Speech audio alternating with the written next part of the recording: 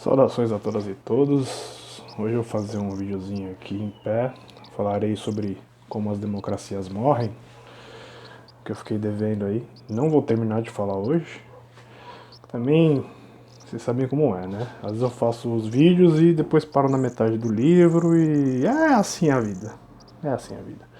Bom, pessoal, vou falar hoje sobre o que seria a terceira parte do Como as Democracias Morrem, que fala a respeito da grande abdicação republicana. Basicamente, nesse capítulo, os autores vão discutir, né, a questão da ineficiência do Partido Republicano em conseguir barrar um outsider como o Donald Trump, tá?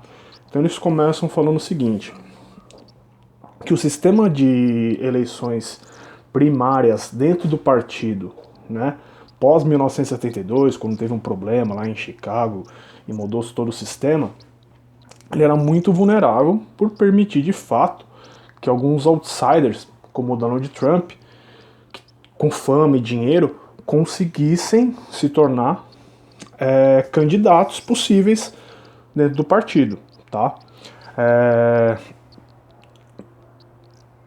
Interessante que eles falam que você tinha vários pretendentes ao cargo ali, né? A concorrer à presidência da República pelo Partido Republicano, e todos os candidatos ali eram republicanos de longa data, né?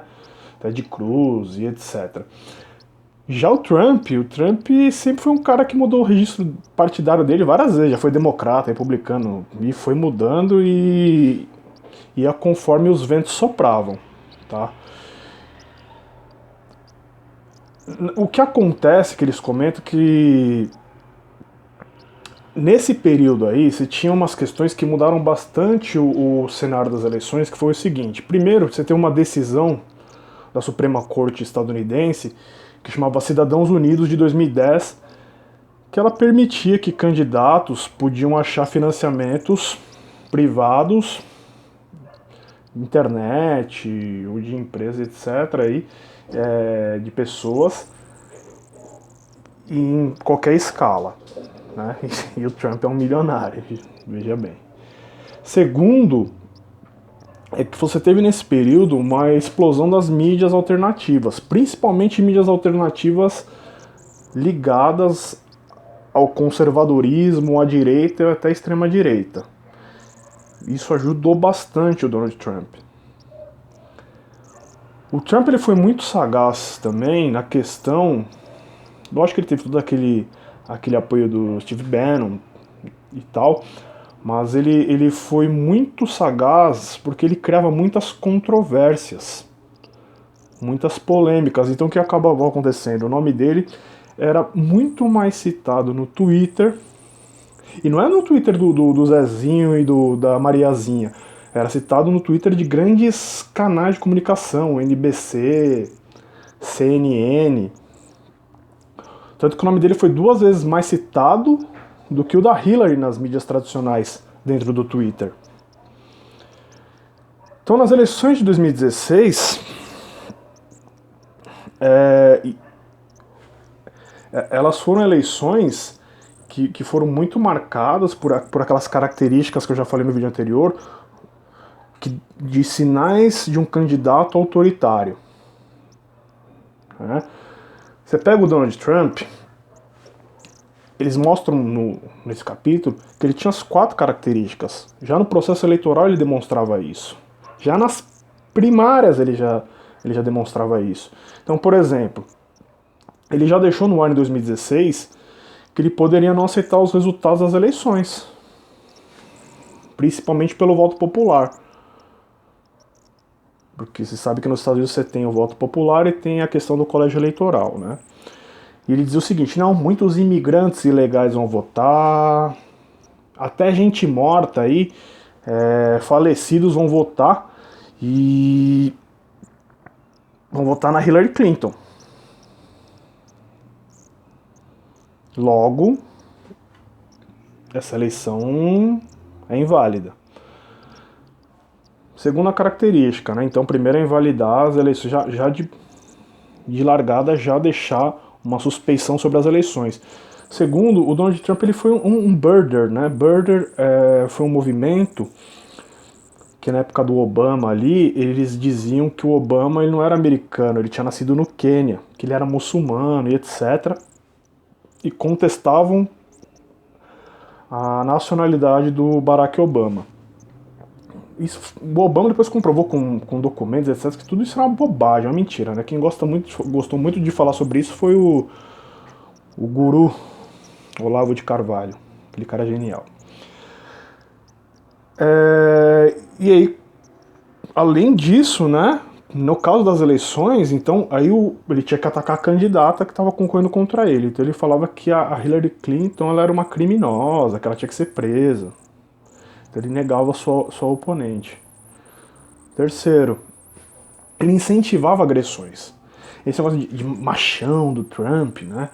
Então, várias declarações dele extremamente violentas, ele chegava a abraçar, né, apoiadores dele que agrediam pessoas que protestavam contra ele.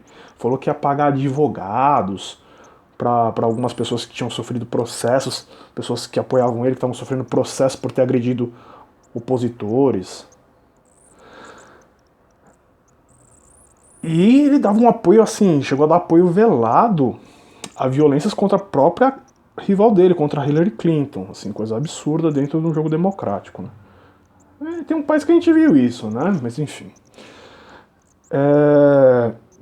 E a quarta característica ali, né, que é você cercear as mídias e a oposição, os meios de comunicação, etc. Isso logo que ele venceu, ele já falou que ia fazer uma investigação especial, né? Ia usar um promotor especial para investigar Hillary Clinton, e que ia punir a mídia hostil contra ele. Inclusive, ele teve uns quiprocós ali, né, com o Jeff Bezos, né, do Washington Post. Aliás, Washington Post e Trump, uma relação extremamente complexa, beligerante. Né? Então, o que os autores dizem? A partir do momento que houve uma abdicação coletiva, ou seja, você transfere a autoridade para um líder autocrata, né? Você acredita que essa figura pode ser controlada, né? Eles chamam também que você acredita num conluio ideológico. Então o que acontece?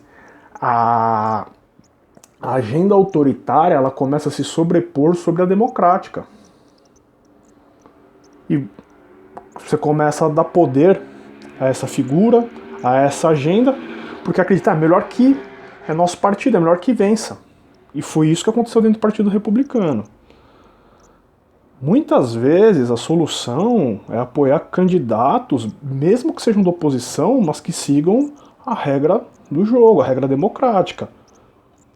Então, no caso, os autores dizem que talvez a solução teria sido os republicanos mais raiz terem apoiado aí, no caso, endossado a candidatura da Hillary Clinton. Muitos não endossaram a candidatura do Donald Trump à presidência, porém também não endossaram a oposição. Então ficaram meio que neutros aí. A maioria fechou com Trump, né? E o GOP, né? O Partido Republicano, a sigla é GOP, né?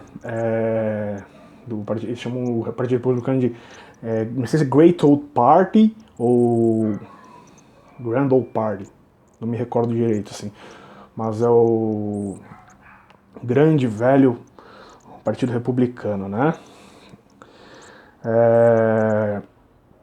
Ele se mostrou um partido que preferiu, nesse momento, assim, não, para as nossas tradições, vamos nos manter unificados, fechar a fileira enquanto partido e apoiar o candidato que venceu as primárias, que é o Trump. Não houve nenhuma resistência, não houve oposições. Resultado, nas eleições de 2016, o Trump vence. Bom, pessoal, vou ficar por aqui. Continuamos aí num próximo vídeo a análise de como as democracias morrem. Tchau, tchau.